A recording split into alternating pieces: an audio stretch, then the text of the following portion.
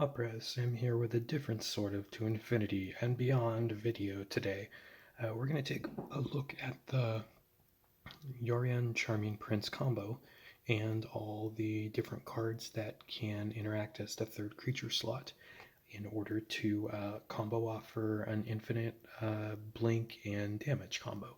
So let's take a look how it works. How I'm going to organize this first are cards that can work post rotation with this, so we can start planning ahead when the set after M21 comes out. Things will be rotating out from Ravnica Block and M20.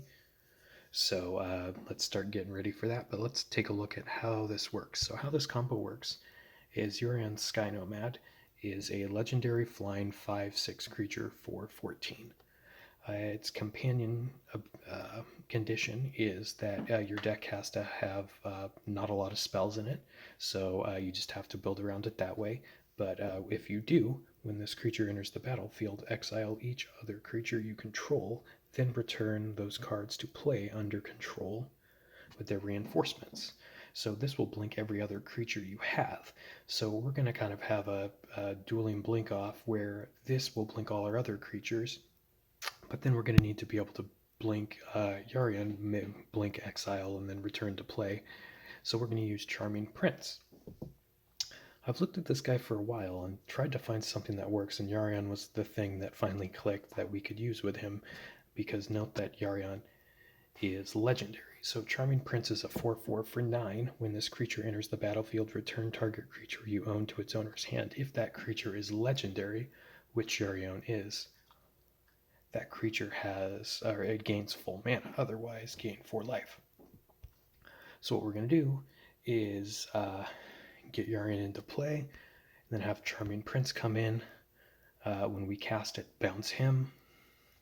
He'll come back into play, he'll bounce Charming Prince, and then they can keep going off of each other to keep infinitely flickering creatures.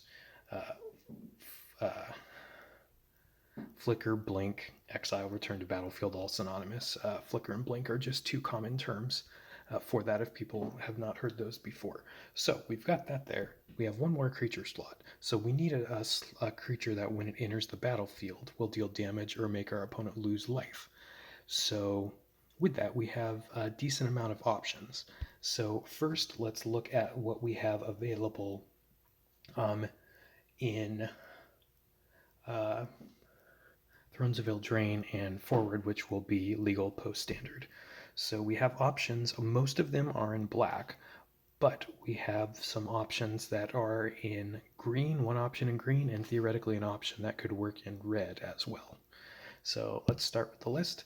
The option that could work in green is Shaman of the Pack. This uncommon from Origins, a 4/3 for 10. When it enters the battlefield, your opponent takes 1 damage for each elf you control on the battlefield. Shaman is an elf itself, so this could ping our opponent for 1. Slow, but could work. The other way, well, it's not exactly a creature, is Brimstone Trebuchet. So this support will make it so your first creature will get a little buff in Defender, but the important part is at the beginning of combat on your turn, it'll do 2 damage to the opponent, but the third ability is what we really could use here, theoretically, is whenever a night creature enters the battlefield under your control, deal 2 damage to your opponent's Planeswalker. So this would have to be a 4th card in the slot. But if we have Brimstone Trebuchet on the board with Yarion and Charming Prince, we could put any sort of night creature into that 3rd slot, and then every time we flickered stuff, Brimstone Trebuchet would deal 2 damage to our opponent. So that does open us up to having white-red as a combo, which is nice, which we'll talk about a little bit later, maybe why red might be a good option for this. But now moving on to some more of the black cards. I think Charming Witch is actually probably one of the strongest cards we'll have post-rotation with this. So it's a 5/5 for 14. You may be wondering, well, this doesn't say when it enters the battlefield deal damage or make someone lose life, but it does create Rat Plague tokens. So these Rat Plague supports,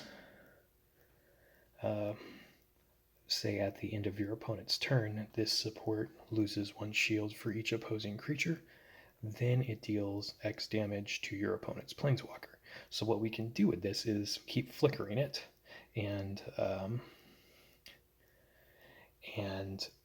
just create a bunch of Rat Plague tokens. So it creates X Rat Plague tokens where X is 3 plus the number of opposing creatures. So this will make at least 3 tokens, and if your opponent has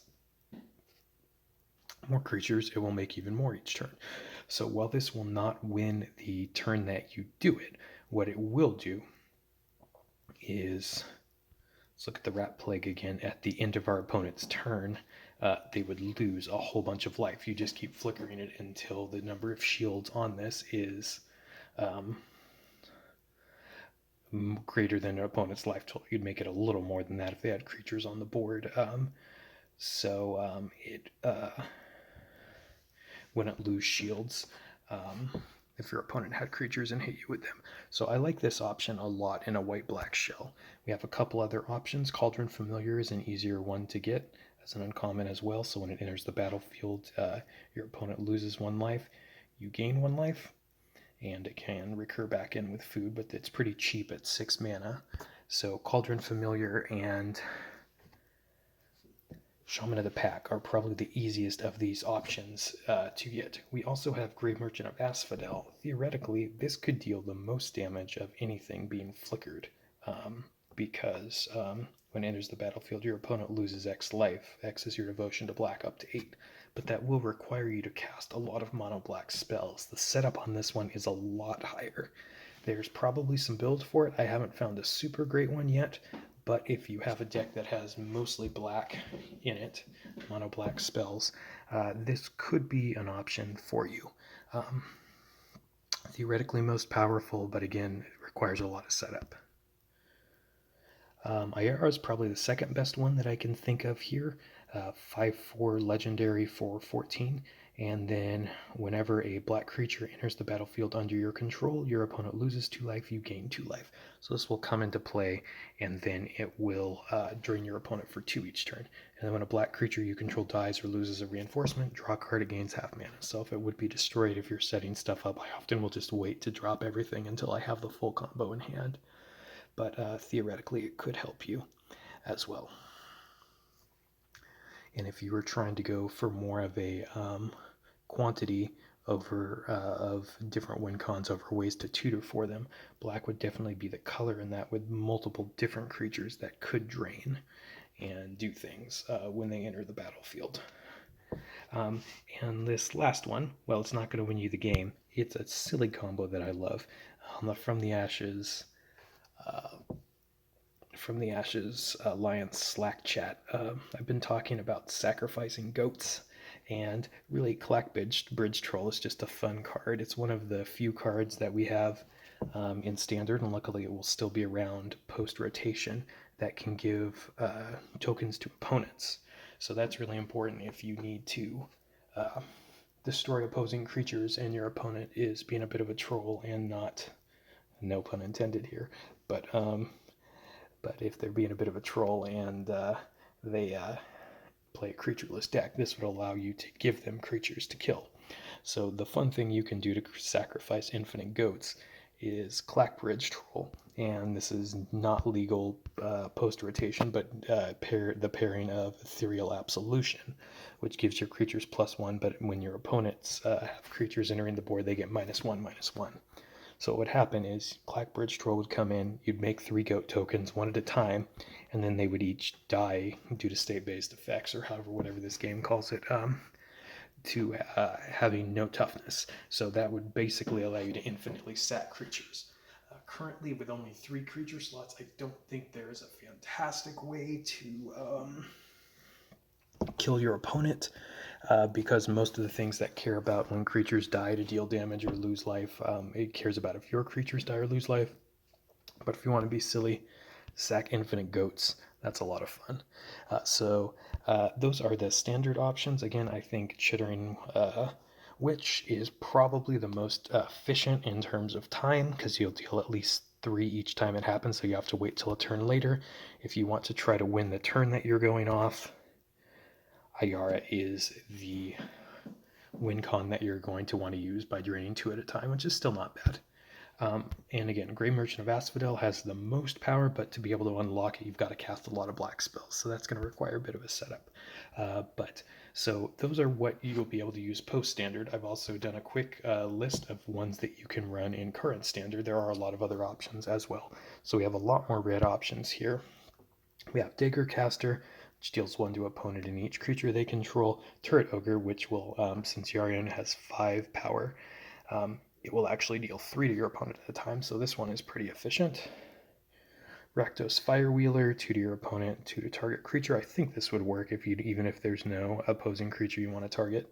Omnath of the Royals will deal 1 each time or more if you have it reinforced. Note that this is the only option I have found that uses blue for a creature you can blink. So if you wanted to run white-blue, this could work. Also in green, it is another option. Red. Inferno Titan has Inferno Titan will deal 3 when it comes in. And then last but not least, Gruul Rage Beast. It has whenever you cast a non-token creature, gains haste and deals damage to your equal to its power to target opposing creature. So those are all options that could work. Corpse Knight, let's move it. Sorry, we do have a couple more. So currently there are 2 white cards if you wanted to keep it mono white in current standard that you could use. Corpse Knight, which is really accessible as an uncommon. When another non-token creature enters the battlefield under your control, your opponent loses 2 life. And then the most efficient Ghost Council, which drains for 4 when it comes in and out. So if I'm playing mono white currently, Ghost Council is definitely what I run as the most efficient drain that you can use right now. I also put Yarok in here if you wanted to, similar with like Brimstone Trebuchet, combine it with some of those supports that deal damage or lose life whenever a creature dies or loses a reinforcement. This would deal with the reinforcement part. So that is an option that you could use. But yeah, let me know how you like this sort of option. I may put a sample game of this up as a playthrough, but just wanted to talk about the combo, and instead of just show one specific version, just wanted to talk about all the different things that I can think of in standard that you could use to take advantage of these infinite flickers. A lot you can do in Legacy more. We're not going to cover that because there's a lot more powerful things you can do in Legacy usually, but this is a pretty cool option. All right, hope you all enjoyed.